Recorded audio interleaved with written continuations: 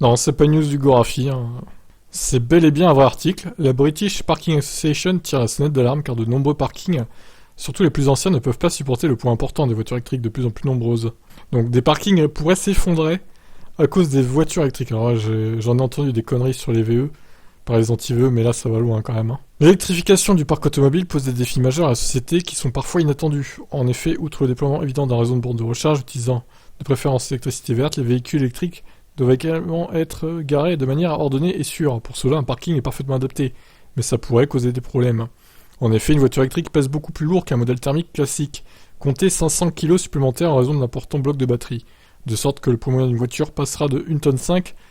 Alors, ça dépend, hein, franchement, il y a des voitures électriques qui font entre 1,6 tonne, 7, 8, comme les Kona, Niro ou Megane E-Tech, par exemple, pour ne citer que celle-là. Ça fait pas 2 tonnes, hein, ça fait 1,8 tonne, quoi, grosso modo.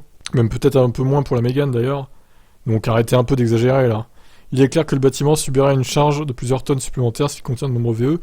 Bien sûr, il y a une marge dans la construction et le bâtiment n'est pas toujours plein à 100%, mais le danger est réel, selon la BPA, qui souligne que le risque réside principalement dans les nombreux parkings anciens qui datent des années 70 et répondent aux normes de ces époques.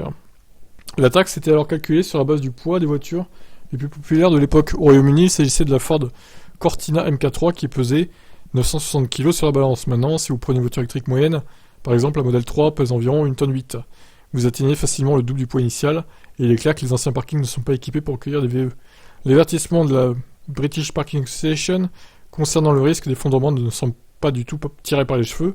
Une inspection des anciens parkings est donc nécessaire et pourrait conduire à une interdiction des VE si la construction s'avère trop faible. Alors honnêtement, je pense pas que ça concerne beaucoup de parkings, hein. Ça serait une minorité de parkings dans le monde, ce genre de choses. Après, c'est peut-être pas impossible, hein, ce qu'ils disent, mais ça me paraît un peu gros quand même. Qu'est-ce que vous en pensez, vous? Ciao, ciao.